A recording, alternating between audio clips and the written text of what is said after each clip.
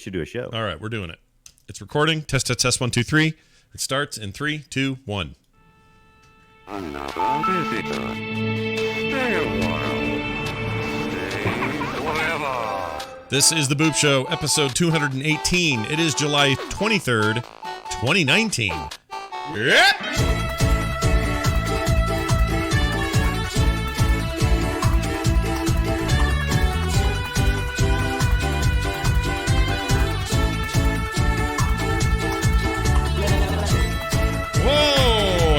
Why won't that go down? Hey, everybody, welcome back to The Boop Show. It is Scott Johnson here with Brian Dunaway. Hi, Brian. Good morning, hello, afternoon, whatever Hi, it is. good afternoon, late afternoon, good morning. It's time to do The Boop Show. Is it? That's what you do. Is it really time for the show? It is absolutely time for the show. It is time to talk about the video games we didn't talk about yesterday because we missed it because you got a sty in your eye. I got a sty in my eye, plus I've been super busy, and it's no excuse. We should have still had a show, but it's my fault. I blame me, not Brian. No. But here we are making up for it. We're going to do it now. Current Geek's at 5, so this gives me plenty of room to get this one in. Then we do a Current Geek, and then you got a full days of programming right there in your pants.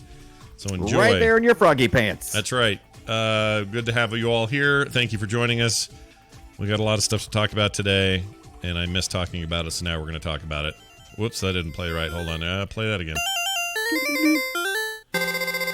All right, let's talk about the video games of the week. Brian, as you know, there's you play, Scott? Well, there's a lot of sales on Steam a lot, even though we're out of the summer sale technically. Still deals to be had. I was on the way home, and Steam actually said, hey, one of your games on your wish list is on sale. And I'm like, cool, sweet pudding. Did you get it? What'd you get? No, I didn't get it because this is it Moonlighter? Moonlighter got an expansion and a sale, right? Yeah, they got an expansion and a sale, and Epic is about to give us that game for free. Yeah, that's true. Little, Epic Game Store. So I was like, let me see what it's like free first before I purchase the additional content. Well, at the very least, buy it for free, and then if you're going to get the DLC, get it over there where you've got the free game. That's fine. I already bought it like forever ago, so I've had it, and so now it's I'll just get it on Steam. But the core game's great. I love that game. I've talked about it on here before, other shows as well, and it's this weird combination of dungeon crawling roguelike kind of business in a kind of 16-bit looking motif. Really nice animated stuff, really cool looking style and everything. But during the daytime, you go back to your little shop and you put all the shite that you found in the dungeon, and you try to sell it to people during this sort of like sales phase, and you lay it out all on tables. You decide what the prices are going to be. If somebody comes up, tries to buy it, and has a frowny face because they don't like the price, you can drop the price. You try to find the perfect little price where they're happy to pay it, but you maximize your profit. And that's how you get gold to improve your town, your abilities, your guy. This sounds like flea market simulator or jockey lot, as we call it around here. It kind of is that, except in jockey lot or flea markets, you don't go fight creatures at night in dungeons to get the stuff you're going to sell. Don't you, though? You've never been to our jockey lot.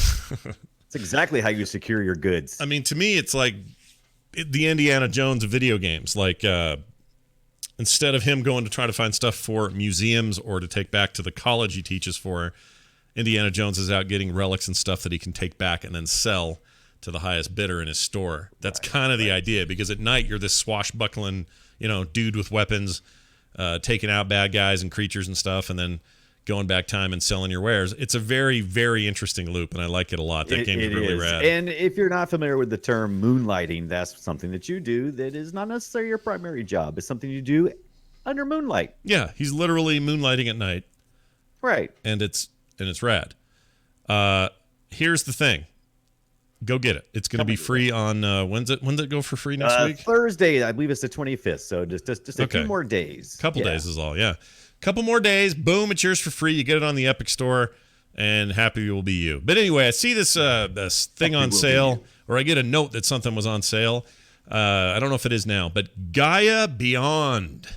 Ooh, Gaia Beyond. Yeah, have you heard of this at all? Is this a familiar thing to you? No, I'm looking it up now to see if I've ever seen, because I hear a lot of names. So let's see. Well, let me tell you a little bit about it. Gaia Beyond. It's a 2D space game. Oh.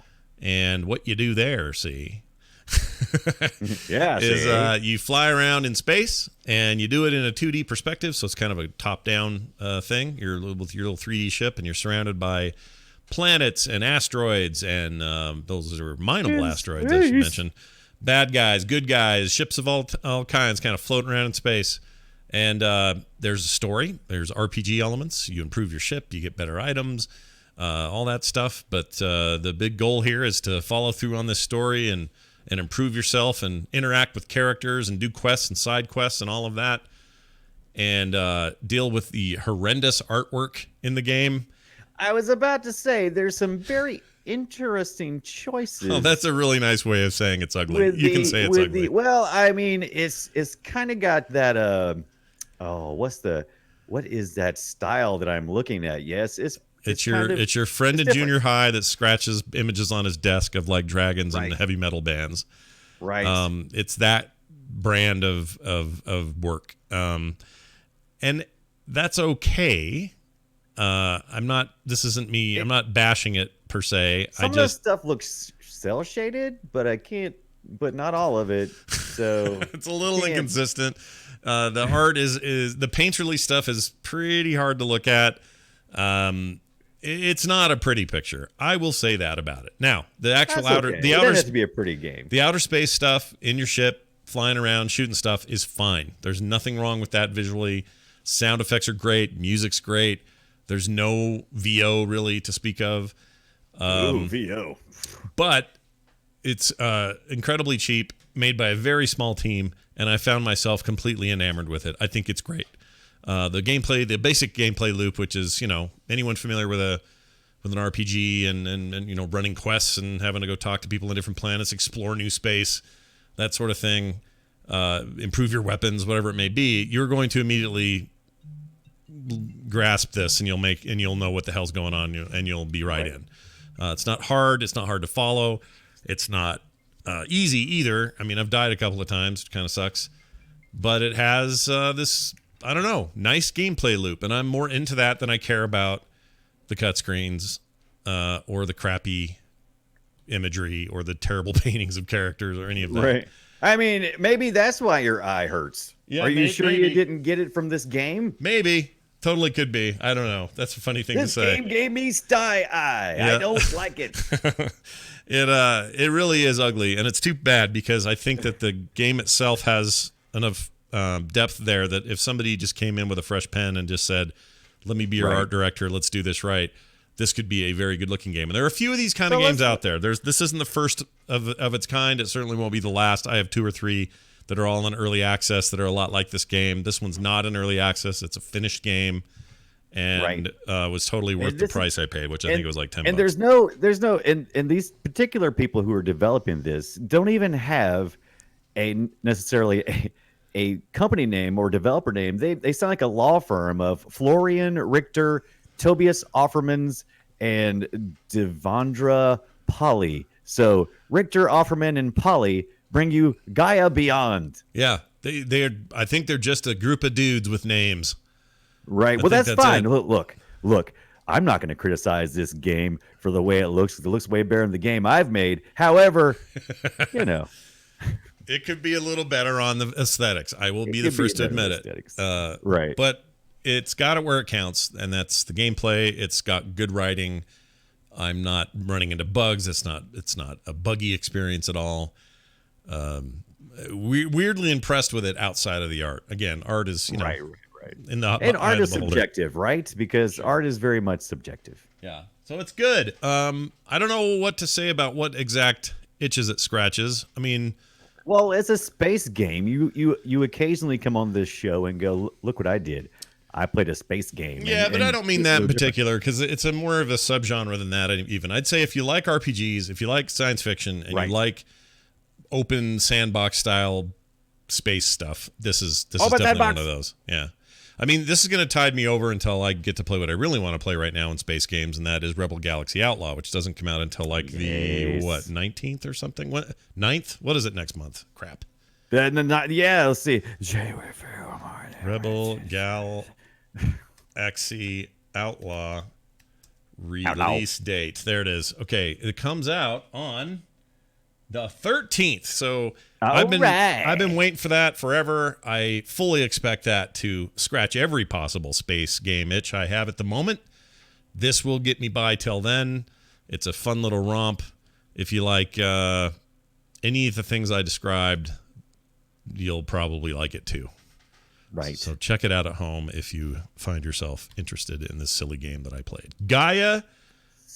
Gaia Beyond. Gaia Beyond. Right. The name of the game. And I like it a lot. All right, Brian, tell me. How much do you like it? A lot. Oh, a lot? Yeah. Right. You know what a lot is? Like, let's see. How much is a lot? Hold on. It's more than a little. No, it's like an actual amount. Hold on. Oh. So is this like a bundle of sticks? It is a lot. Well, yes. We'll not talk about that in particular, but yes, it's like a bundle of sticks. Hold on. Here it is. A lot is a vague phrase. Yes, we know that. Okay. If you say how much is an actual lot, people will tell you that this website doesn't load. All right. Well, never mind. I won't be looking that up. Brian, tell me about the Gears 5 tech test, which you took part in as part of an Xbox Game Pass Ultimate thing that you have. Correct. So I got the Ultimate, which is that means that I can play these games both on the Xbox, which I have, and on the PC Windows 10. Mm-hmm. So I took advantage of a great deal. I'm all hooked up until next March on the Ultimate, and so I've been taking advantage. I usually play small indie games, but anytime I hear tech test or demo, you have my attention. Yeah. Because I like to see how you're really screwing up your game. And so I did just that. I got the Gears 5, which is Gears of War Part 5. They've shortened it down to just Gears. If you're not familiar with Gears of War, is a third-person shooter game that mostly focuses on like cover combat, where you're hiding behind things a lot, which I love, because if you give me the choice between picking really cool armor or picking a really good, almost, where you got to find the best cover as you advance forward with your troops, I love those kind of things. That feels real to me, unlike a lot of other shooter games, first-person shooter, where you just run with no care for your survival, just run straight up to other people and shoot them in the face. Nice. I guess that's for some people. Yeah. I like to take it to the cover. So I've tested a little bit. I've played just a little bit of Gears of War in the past. I've never been big into Gears of War because it's always struck me as trying to be ultimate dude in badassery. Yeah. And that's kind of where they're at. It's an alternate reality or an alternate Earth called Sierra, where our characters live. And it's always had really good story writing, but it's always wrapped into this lot of very aggressive language that they use, the characters use. The stories, like I said, they're fairly interesting if you can get past all the aggressive language. The thing I liked about Gears 5, there's still a little bit of aggressive language, but a lot of it is just fun. Well, this is just like multiplayer tech test, though, right? You're not going to get the full this is story. The game is just a multiplayer tech test. They've got a couple of different modes. I played mostly, I went through the boot camp, which is this training, like you would think. Then there's an arcade mode where you just kind of hop in and just run, shoot, and jump the best you can. But the fun part was when I got into the multiplayer part, which was when we got to play King of the Hill in Escalation. Did you ever play any Unreal Tournament? Yeah, constantly. Yeah, there's a lot of tie-in here with that game. And so there was a time where that's all I played, by the way. Yeah, me too. Yeah, me too. I loved Unreal Tournament. Gosh dang it. Loved that game. Well, don't forget, so Cliffy B, creator of the Unreal Tournament series for Epic, went on to make this for Microsoft, so it's the direct lineage there for sure. Absolutely. That's the reason why it feels like that. So I got to play a little King of the Hill. I didn't care for the King of the Hill mode as much as I like the Escalation. Escalation is kind of like King of the Hill, except you gotta manage like multiple spots. You were hoping Hank Hill was there and all his friends. I literally thought he was going to be grilling with some propane, and and Boomhauer's going to be there. Dang old man, just talking about settle down, man. But no, none of that happened. Whoa, what happened? Narrow urethra. All right, so I played mostly Escalation during the tech demo. And I really like that. That's nothing new, really, but I just like how they balance this. You're playing either as one of the cogs, as is it's supposed to be tongue-in-cheek cog as part of the Gears of War, or you're part of the Swarm, the most recent incarnation of the bad guys, if you will. And I mostly played the cog side. It's funny because if you've ever played Gears of War, you know how heavily they rely on Marcus. He was central to the first 2 or 3. Marcus Phoenix, get over here! And so he was in the center. This time they're supposed to be, and they didn't show this in the tech demo much. This time the protagonist is supposed to be a new character, and I didn't play her as much as I played. I think his name was Dale. And he just cracked me up because that's who you play in the boot camp. He was just so silly and just so lighthearted and aloof. So King of the Hill. So you're saying King of the Hill had Dale in it. That's what you're saying. Pretty much, yeah, okay, yeah. Great. I think his name was Dale. Anyway, it was funny because I knew I was playing with people who played this game before. Because when you pop in, your squad's like I think either 5 or 6 people, and when I popped in, I was the only Dale there amongst 4 other Marcuses. And I'm like, this is weird. We need more variety in these characters because I feel weird right now hanging out with all these Marcuses. Is this you playing that I'm watching, by the way? No. I actually did capture some game footage. You can see me on YouTube playing this, but I didn't separate my gameplay from my video footage, and so I didn't want to do that to you with all my little commentary and little ha-ha's and jokey jokes. You wouldn't appreciate that. Sure, maybe I would though. I don't know. Hey, you might would. But so yes, I can't wait for Gears 5 to come out. It looks like so much fun. It's a lot. I'll call the characters less beefy. If you've ever played any of the past games, the characters are like these, they're all swole up. Yeah. You know what I mean? Oh yeah. To just hysterical proportions. These characters are a lot more agile.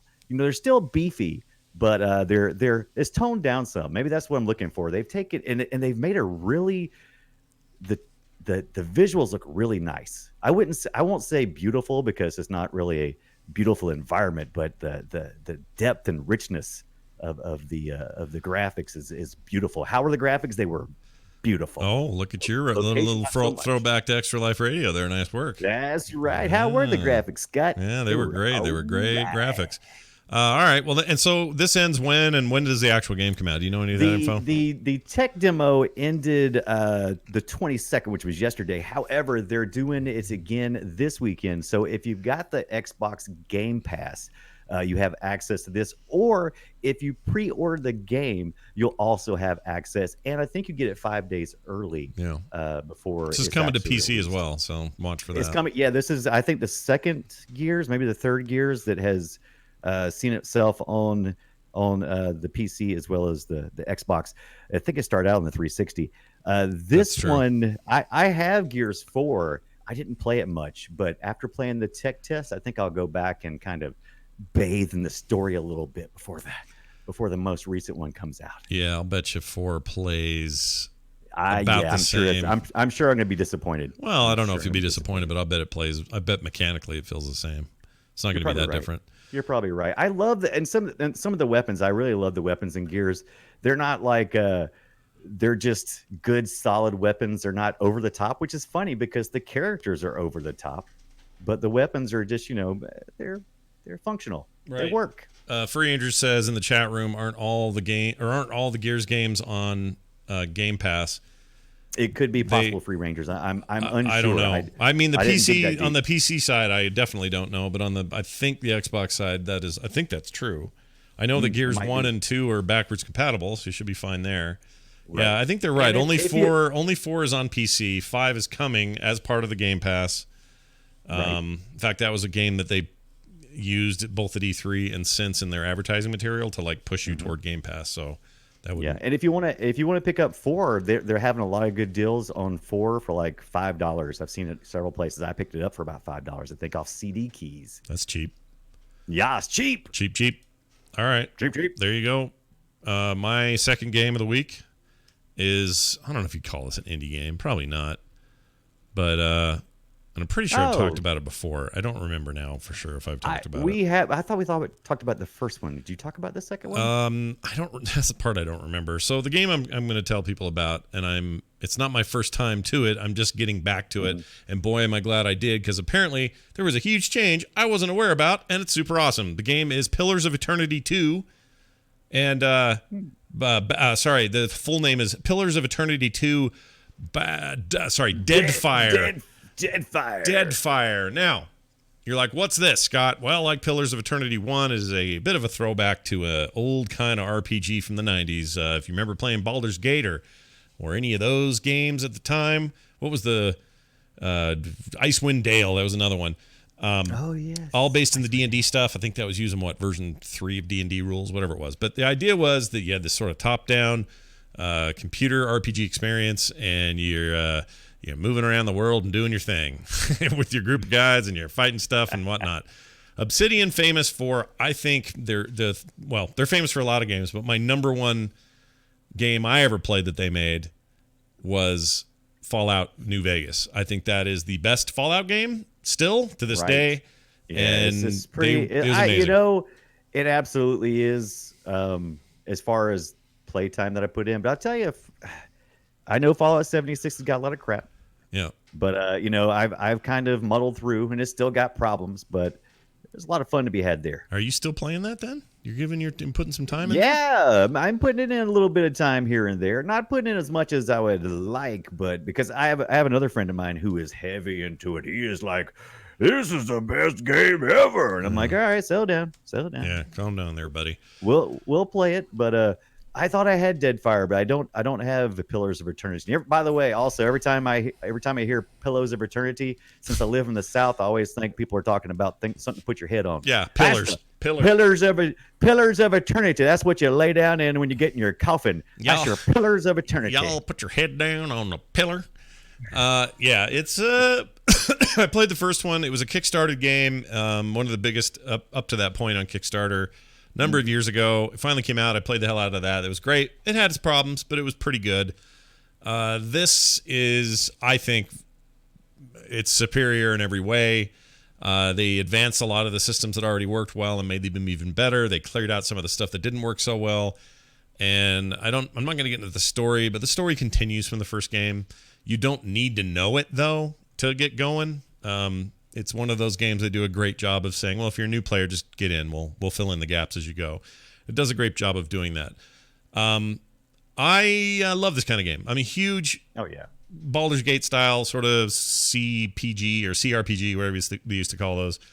RPG, top down, have a whole team that you control. Everybody's got a job to do. You can pause it and be real strategic. This is nothing new. And Pillars of Eternity. What's my job? This game did well. It's not like I'm here to tell you anything new. It reviewed well. People love it. What I didn't know is this. They've been updating it. Now, people update video games, so I get that. That's not that weird. But where they really have gone the extra mile is they decided to add a turn-based mode. Oh. And the way it works normally is Baldur's Gate style, where if you want to pause, you hit the space bar, and then you tell a bunch of dudes what you want them to do. And then they'll go kind of do that, and they do it with timers and dice rolls behind the scenes. You don't have to watch that. But they look like they're fighting in real time. But that's what you're doing. You're assigning them to go do their next actions, right? Kind of D&D style. Yeah. Then they go, you hit spacebar and you undo it, and they all go do their thing. Then you get it spacebar again and kind of decide if you want to change somebody's action or move somebody around or do whatever you want to do. This game is exactly like that. So was the first one. However, they added a turn-based mode, which changed the control scheme completely. To be character at a time, turn-based. You know what turn-based is. I don't have to tell you that. Yeah, you take a turn, right? Yeah, you take a turn in the game. And it's much more tactical. I vastly prefer it. And you can do everybody's move, or you can just do your own characters, or there's lots of options for that. The only downside is you have to start a whole new game. You have to begin again. I was okay with that because I'd been so long away from it that I'd kind of forgotten a bunch of the story. So I'm like, you know what? Let's get the full experience again. Plus, I kind of want to roll a mage, wizard mage type character this time. So let's start over. And I did. And I'm already further than I was the first run. And the turn-based mode is awesome. It feels great. It feels really well implemented. It's exactly what I wanted, and it turns No out wonder, no wonder you had trouble with the art in the other game. If you played this in the same week as the other game, because one of the things I love about Pillars of Eternity, Pillars. One of the things I love about it is one of the things I love about these type of games is even though you're kind of God mode up above everything, kind of looking down. There's so much to see, and it's odd that you can have an immersive experience with gameplay at that kind of angle. It's always kind of blown my mind. It's so simple to have a first person shooter immersion experience, right? Because it's kind of like looking out of the character's eyes. But when you're looking down at something like this and you're going, and you can actually these little minion characters of yours, they if you can get involved and invested with that, that's an amazing thing. Yeah, it's cool. Here's the other thing I like about it. It's voiced everywhere, all of it. So voiced everywhere. You click on a dude, he talks to you with a voice actor. There's a narrator behind the scenes who describes the scene the whole time. And by the way, the entirety of the voice cast are, well, I shouldn't say the entirety, but the entire Critical Role group. Oh. So Matt Mercer, Liam O'Brien, all the girls, everybody over there are in this game. And that was kind of a big deal at the time. They pushed that on the Kickstarter and stuff, but they're voicing this thing. So that's great. Your first companion guy is this big surly swordsmith guy, and he's voiced by Matt Mercer. So you got really professional VO happening. The sound work is amazing. It feels really good. The graphics engine took a major uptick from the previous one. The last one was a little stiff and a little bit static, in my opinion. This is much more fluid and beautiful. It's great. Now, some of you may be saying to yourselves, well, Scott, why aren't you playing Pathfinder Kingmaker? Or why aren't you playing Thronebreaker or the Witcher Thronebreaker thing? I have those, and I will play them. But for whatever reason, for example, playing Kingmaker made me want to go back and check this out again when I heard about the turn-based thing. That turn-based thing is what's keeping me here, because I really like that kind of combat. It's just kind of my thing. It may not be for everybody, and if it's not, you can certainly play it the other way. They give you both options, but I really, really like turn-based combat, so I'm sticking with it. Right. Anyway, and so this game sits around. This game, enjoys its well-priced self at around $50 most times, and even the sales usually aren't half price. The game came out last year, but since late last year, I think. Yeah, but since they do so much updating and they keep it so current, so fresh, it's hard to find it. So if you see it at a good deal, pick it up. It's I think the lowest I've seen on Is There Any Deal is around, from a good place, a place you can trust, is probably around I don't know, $30 or so. Yeah, and you can find That's pretty good. You can find it for just if you're sales minded for that, do that. Otherwise, I mean, it is a AAA new game. There's nothing about this that should be discount. Really, the experience is big. Many hours of content here. Like, this is a polished, nice video game, and you can play with a controller, but I haven't tried it. I think this is on Switch soon. Pretty sure the Switch is getting this soon. Yeah, which surprised me a little. I don't know when that's happening, but that's happening. I was gonna say that seems like it would be. That's a lot going on to. I would think so too, but apparently the Switch is getting it. They're also getting Torchlight 2 soon, which is perfect. Oh well, Torchlight's not as bad. It's a little. Yeah, I think it'd be fine. Plus, that thing came out in 2012, so right. Been out for a Main long time. story about 40 hours on how long to beat for Pillars of Eternity, and that's just if you're just doing the main story, hoofing it through. Completists can look at about 75 hours, so you're definitely getting your money's worth, even at the $50 full price. Yep, and it scratches my D&D need when I'm not playing D&D. It's I'm scratching my D&D, baby. I like it, and people should play it. Again, it is called Pillars of Eternity 2. Not Ragefire. What is it? Ragefire. The fire no, it part. Is not. It's Deadfire. Deadfire. Jeez, I keep saying that word wrong. Deadfire, and I love it. All right. Loving it. Let's talk about. You did want to make a mention of something called. Oh no, you haven't talked about the messenger yet. The messenger. The messenger yet. The messenger. Back up. The messenger. Tell me about it. Ninjas everywhere. It's an action platformer. The Messenger is. This is actually another Xbox Game Pass. I didn't mean to play 2 Xbox Game Passes games this week, but I did anyway. I did it. And it's both on the Xbox and on the PC. I ended up playing this on the PC. It just felt better there for me. Controller game, action platformer, like I said. If you like those Castlevania kind of games, kind of looks like that. Kind of got that style, except it's deeper and richer. And you look at these, you look at it and you're like, wow, the love that went into the look of this game and the sound of this game. By the way, this is Devolver Digital. So what would you expect? Anything less? No, Not from Devolver publishing this game. No, That's right. Sabotage Studio is the actual developer. But the Messenger, you're basically a ninja, and there's a rich storyline here. By the way, apparently you're the only people that exist. A whole tribe of ninjas, and you're waiting for the hunter from the West. I think is what he was. He's like the hero from the West. I don't know why he's hero from the West, but he arrives on his big burning eagle, and he picks you, the character, the messenger. He picks you to deliver a message, and but you do it ninja style. You do it ninja style, right? So you're it's such a stupid game. It really is. I love it. I really hated it. I hated it, and I'm like, I hate this stupid game. This game is so freaking stupid. And then I started playing it some more, and I kept playing. I'm like, dang it, I'm starting to like this game. Dang, gummit. Everyone likes a good Metroidvania style scrolling game. Yeah. They like those. They're fun. Absolutely, and that's why I was so excited. I was so excited because I was like, oh, Metroidvania. I could totally deal with some of that. And this is 8-bit. 8-bit is shit, by the way. Holy crap! Yeah, it's like 8-bit, 16-bit. It's very early, but it's got some amazing graphics. So it looks amazing. The sound effects are pretty fun, and the dialogue's a little bit much. Sometimes I felt like I was reading too much. It was a very slow start. I didn't feel very challenged at all in the beginning, and I felt like I had to go way too far before I started feeling challenged. And like my Metroidvanias, I like to feel like I'm being challenged right away almost. You can give me a little bit of time, but once I actually got to the hard parts, and oh boy, it can ratchet up pretty heavy. It can get hard in spots, and I like I said, I didn't get all the way through. I think I got about halfway through in the game, mainly because I started and I said, I'm not playing this for this week. Forget it. I'm out. Yeah. And then I came back and I said, let me take another look.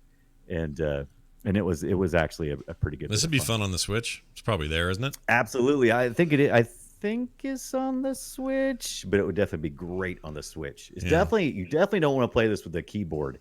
I tried playing with the keyboard just for a minute, and there's a very crucial move that is really hard to perform with a keyboard. It's where you have to traverse the platforms by jumping, hitting an object, and then jumping again.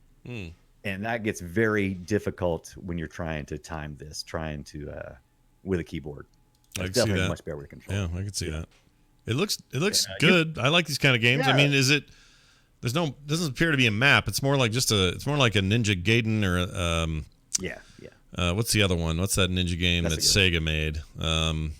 Shinobi. Yeah, it's got kind of a Shinobi thing, just a side-scrolling. There's a couple of times I'm like, this is kind of Shinobi-ish. Yeah. Do you have shurikens? Do you just throw your little ninja stars? You do, but you have very few. So at the end of each level, of course, is a boss battle, and the bosses are actually pretty fun. They're they have some pretty difficult. At first, you'll hit a boss and you'll be like, okay, I don't know how I'm going to beat this guy, but then once you figure out the pattern, you finally get to where you need to be, and you beat the boss. And those throwing stars are pointless. Yeah, pointless. You throw them, and it just And what was worse is I really was getting frustrated because I was using the keyboard, and I was on Windows 10. Yeah, and let me tell you, Windows 10. I don't know why the default is to have sticky keys. Yeah, but I hate you. I hate you. I hate you. I hate you. Okay. But okay. So I don't know if you know this, but if you hold down the shift key for a certain amount of time on Windows 10 machine, the assisted whatever. Yep. And then it'll say, "Did you mean to launch sticky keys?" And of course, it throws you right out of the game. Yeah. It also does it if you hold it down or if you hit it more than 3 times in a row. Well, how could you ever play this though with a keyboard? This would kill me. I wouldn't play with a keyboard. It's definitely an option, but I wouldn't do it. Yeah, play with the mouse. My controller or at the time controller. My controller at the time was dead. That was the only reason why I wasn't. Oh, all right. Yeah, you don't But want then I to put it back. I got it hooked up. This looks harder than one might suspect.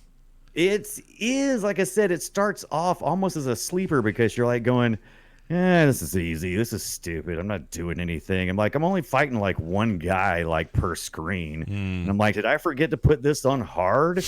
And then all of a sudden, you know, all hell breaks loose. I'm like, what's going on? Ah! Yeah, Mash buttons. It's Curse. kind of intense. Language. Yeah. I like a challenge like that though in these kind of games. So as long as they don't And make it's me fun. start, how far back do I have to start if I die? Oh, that's the thing. It keeps ratcheting up because in the beginning, like I said, it was like every 2 or 3 screens there was a save point. You know, go 2 screens, save point, no problem. I'm like, okay, cool. You get very comfortable with that, and then all of a sudden you get into this difficult area, and it's like 8 screens, and it's like, what happened? You had me at 3, and now I'm at 8. Yeah, that's a little intense. Yeah, but it like I said, is pretty fun. Are there monkeys shooting fireballs out of their mouth at you? Is that what those are? There's the bad guys are a lot of fun. There's turtles. They like almost like Teenage Mutant Ninja Turtles, but they shoot fireballs out of their faces. And then there's also there's some charging type turtle guys, and each like just like phases. You have to get past so many levels as you go to the next area, and then that new area has a totally different tone. And different bad guys. Wow. And you know they kind of have similar ways that you kill the bad guys, but there's always a little bit of a change. It's like that. I especially hate Castlevania for introducing diagonal characters, diagonal bad guys. I hate them. I hate diagonal bad guys when you only have, you know, like you can only shoot like straight ahead. Yeah. You know what I mean? Yeah. And they're set so that when you walk into the room, they go diagonally for your face. You're like, yeah, no kidding. that happens a lot. This really looks like something that's gonna make me scream and be mad and swear. Oh yeah, it totally will. But it's good fun. It's a lot of good fun. And there's some new there's a new downloadable content that if you've completed the game, you can unlock this bit of the content. By the way, there's also an upgrade tree in this. You go so far, so many screens, you'll usually come across a merchant guy, and you go into this other dimensional portal thing, and he's in there, and he'll give you a little backstory to what's going on, and he'll sell you stuff and upgrade your equipment and that sort of thing. Nice. Ninja Claws. Ninja Claws are my favorite. Go check it out. Game is called The Messenger, available pretty much everywhere. All right, tell me about, real quick, you wanted to mention this Wild Woods. What do we have here? What is this? Oh, yes. So I was, I forget where I was at, but I ended up on itch.io, which I go to a lot because there's a lot of indie developers on there. And there's a game. It is called Wild Woods. And did you ever play Team Fortress? Fortress 2? I mean, I played all the Team Fortresses from those games, right? So I played the Quake mod back in the day, man. It was awesome. Yeah, right? Yeah. So I'm talking about the more modern stuff. Now, I know there's other games that have done this, but I always think about Team Fortress when I think about that. And one of the modes in Team Fortress is escorting a cart. Oh, it's payload escort. Yeah. This is the Overwatch is all about this. Yeah. So there's plenty of games that have done it, but I always felt like Team Fortress 2 did it the best. Anyway, so that's what this game is all about. It's top down, and you have a local co-op. There's no multiplayer online yet because it's a small developer team. That's going to take a lot of work. And you play local couch co-op, and it's you and 3 other people, and you're these different animals, and it's a visually beautiful game, and you're escorting this horse carriage kind of thing, and on that carriage is a place to put things you collect, like I think it's supposed to be like fruits and things, and you put that in one of the baskets. So you have to, this cart, once you start it, the cart just goes on its own, and you run around and you loot stuff. You're like, okay, I need the fruit, and I take it back and I throw it in the basket, and then I run and I grab some wood and I chop it up, and I run and I throw that back in the back of it, and then I run and I get some more stuff, and I keep putting all these supplies in the cart. The reason why you're collecting wood is because there's a day-night cycle, and when the night hits, the badgers and all of the kinds of creatures try to attack your cart and you, and so you have to start throwing wood into the cart so that it'll like fire up and light so you can see to fight. And if you haven't collected enough wood, guess what? You're screwed. And that fruit I was telling you about, that's part of healing. So if you haven't been collecting that, you're not going to be able to heal quick enough. What's what fruit does for you? It gives you some good healing fruit. You need the fruits for the healing. So it's a very basic game, but it's very intense because it just keeps moving until it runs into like there's like stopping points. It'll hit the horse will run into like a log, and he'll just stop, and that gives you an opportunity to get together and get all your stuff back replenished after a big fight. It's just really smart how it's done, and it's a prototype right now. Prototype. Nice. So itch.io Wildwoods. I joined their Discord channel. Those guys seem to be great, and they're making something that's going to be really fun when they get through. Oh, and the reason why I wanted to mention Parsec, I had never heard of Parsec, but somebody has suggested to play local co-op with people online. There's a service called Parsec that allows you to do just that. You run a service locally on your computer, and it kind of gives you a screen share thing where other people on another machine, if they're running Parsec, they can join your game, and just like they're local, even though they're not. So they're not playing. They're just watching playing the game. Oh, they're watching. They're actually playing the game. So it kind of turns you into like a cloud game server. Oh, weird. It turns your machine into like a cloud game server. I mean, the only advantage of that is what, couch co-op type experiences where exactly. Okay. So if there's a game that doesn't really have online multiplayer, this kind of fills that gap. Yeah, I'm looking at their stuff. It's interesting. Yeah, I thought it was very interesting. I haven't tried it yet. I'm very interested in the idea though, because there's some co-op games and local games, especially older games, that didn't have the online component that I wouldn't mind playing. Yeah, I'd be into this. This looks neat. All right, well, nice find. That was more than a mention. That's like a whole new thing. I didn't mean to go on so much, but I really did have a lot of fun with it. I kid. All right, here's this guy. It's a me, Mario. Time for us to play. Hey, what's that game you played? And why does that sound familiar? That's what we do. We try to guess each other's game. It's called Guess My Game. And I'm going to play my clip first. I'm going to play my clip first. And Brian's going to try to decipher it and decide if he knows what game this is. So, chat room, you can play along. Here is my clip. It's pretty easy, I think, but we'll find out. And it's long in case you need it. We don't need the whole thing, but if you need it to go on, it can. So long in case you need it. Oh, and 90s, mid-90s, right? Smack in the middle of the 90s. Mine was mid-90s, too. Maybe we picked the same game. Maybe. Here you go. Please, listen to me. The Archbishop Lazarus. He led us down here to find the lost prince. The bastard led us into a trap. Now everyone is dead, killed by a demon he called the Butcher. Avenge us! Find this Butcher and slay him, so that our souls may finally rest. It seems that the Archbishop Lazarus goaded many of the townsmen into venturing into the labyrinth to... Any ideas? Yes, this sounds absolutely like very familiar, like maybe early Diablo, maybe? Yes, you would be correct. It is from Diablo. It is not only from early Diablo, it is the earliest of Diablo. It is Diablo 1. Right. Now, here's what's great about that file. I want to play the little top again. Have you played the remastered thing? I haven't. I looked at it and went, I'm not doing that. I'm not doing Diablo, I have a lot of fond feelings for it. Diablo 1 is not a game that holds up. It's got some cool stuff, but it's not great. Whatever. That was great at its time. It's just not great today. Oh, yeah. Here is, I want you to hear this again, this voice. Please, listen to me. Does that sound familiar to you at all? You know who that is? It does sound familiar. Is it, who is that? That's Chris Metzen of Blizzard fame. Yeah. He would have been like 22, 23 years old. He was so young, though. That sounds so young. Yeah, he was like 23, maybe, at the time.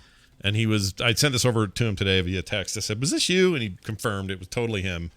And he said, boy, that brings back memories. So back in the day, even that early, way before Warcraft, World of Warcraft, that is, dude was all up in the little secret VO jobs he would do at Blizzard. So there you go. And enjoy. Ace Tiger says, I've never played Diablo. Can't afford to. Why? Ah, Well, what games Not are you some of the- playing? Some of the newer stuff? Yeah, Well, some of the newer stuff's and- not. Even the newer stuff, they don't sell. It's just a game. You just pay. Yeah, it's super cheap. You just buy a game. You just pay for it. I mean, it's not just cheese, man. You just use money. Well, no, he's acting like it's like $300 a month or something. Oh, he plays Hearthstone because it's free. Okay, well, if you're playing, if all you can do is the free to play stuff, I get that. I totally get that. Absolutely. I got good news for you. I think Diablo 4 might be in that vein, but I could be wrong. Yeah, and they have some really cheap deals on Diablo occasionally. I get it, man. It's tough to plop down $50 or $60 on a game. So Sure. I get it. But Diablo is often on sale these days. It's game came out in 2012. It's time. Good deals to be had. Oh yeah, and it's great on PC. You can get it on Switch, console. It's fantastic on all the platforms. It's all very good. All right, Brian, I'm going to play your clip. We'll see if I can figure it out. Here it goes. Play it. Mission 1, start.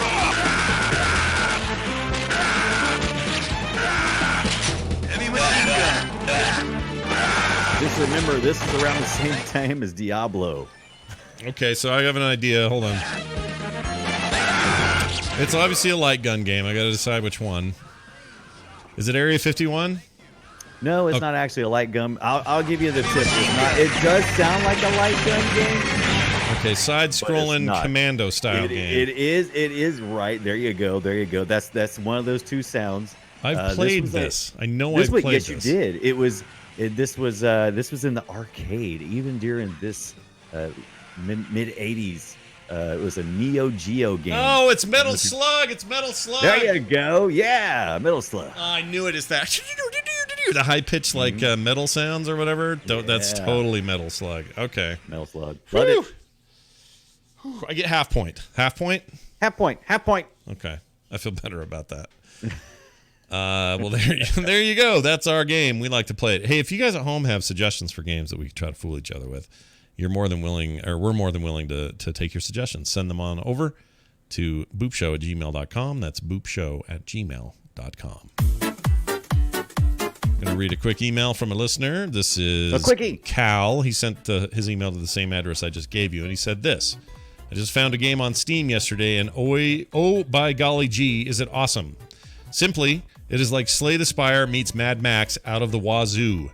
The game oozes Mad Max and does a really good job telling a post-apocalyptic story. The game is called Nowhere Prophet. Oh, yeah. He says it's freaking awesome, and I'm having tons of fun. I think you'll dig it, maybe even super dig it. The game is hard, but what Mad Max universe is supposed to be a cakewalk. I renamed my first hero Nash Maggard, but he died really fast. I barely got out of the solar mines and quickly drowned in a techno swamp. Sorry, buddy. Love all the shows. Keep up the great work, Cal. I don't know what this is. Hadn't heard of it, but I am definitely interested. Not either. Yeah, I want it though. At first, I thought the name sounded familiar, but then when I saw the screenshots, not so much. Let's see. Nowhere Prophet on Steam. Currently received. Oh, it came out on the 19th, just barely. Yeah. It's on the scale. It's on the sale. $22.49. Oh, look at this. Oh, I may have to play this. Yeah, this looks pretty cool. I like it. That's a good. Looks like there's a little bit of FTL in there. A little bit of, like he said, Slay the Spire. Ooh, it's got good reviews too. All right, probably gonna want to get this. Early review, only had a few hours. So far, it's a wonderful game, very polished for an indie game. Interface is butter smooth and well designed. Zubba. Solid, follows the norms of a card game. Anyone familiar with the major card combat game along the lines of Hearthstone or Duelist will find themselves right at home with a story-based approach. Yeah, but I don't. So I want it to be a card. I want it to be a deck builder, not a CCG, but it doesn't really say. Right. It's interesting. It looks very interesting. I'm kind of down with this. I'm gonna check it out. I have a credit right now on Steam. I'm gonna spend it on this. You have credits? Yeah, I have. I'm just gonna add it to my wish list. How about that? I have that way, 20... then I'll know next week whether you've made a bad choice or if I've made a bad choice. I have 20-something bucks, $25 looks like on. Oh, it's exactly what I need. Yeah, it's exactly what I need. $22.49 is what it's up for now right now. I am totally playing this. Thank you for the recommendation, Cal. Totally appreciate that, dude. That is awesome. Send your emails to boopshow@gmail.com. Send us voicemails at 801-471-0462. Before we get out of here, a quick note to those sticking around in the chat room. We are going to give away a couple of codes today. So stay around to the end of the show if you want to win free video games on Steam. They're free. Free games? Not a dime, not a quarter, not a penny, nothing. Free. Wow. And anyone can win. Even if you've won recently, it gets reset and you're all eligible as long as you're in the chat room and you're in there talking. You will win. All right. Anything else you can think of, Brian? Have we done it all? What have we done? Anything? I think we've done so much. We talked right before this show about that Ape Out game that just came out recently from being published by Devolver. It's on the Switch. I think you said it came out in February on Steam. It's currently right now on sale. It looks interesting, about $10, but haven't decided whether I'm going to pick it up or not. I got the demo. Nothing wrong with the demo. You like demos. No. Yeah. I like demos. Yeah. Free gaming. Count me in. Count you in. All right. So that's all coming up here after the show. And of course, like I said, we'll be back next week with a whole new show as well. We hope we see many of you here. Again, sorry for the delay, but always happy to bring you a show. And if you got any indie, I looked at. That's right. If you got any indie games you guys want to recommend to us, please do. That's what this show is mostly about. That's what we cover. There's a lot of indie stuff, small stuff, weird stuff that doesn't get front page treatment all the time.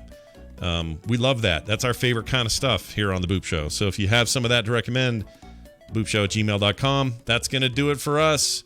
For me, for Brian, for all of you. And Brian again. Oh, yeah, I'm at Scott Johnson on Twitter. He's the Brian Dunaway. You should follow us there. We have stuff to say. That's going to do it for us. And watch me on Twitch. Watch him on Twitch. What's your Twitch channel? What is it? Quick. Twitch.tv, Brian Dunaway. Nice. I'm at Frog Pants. Go check it out. See you guys next week.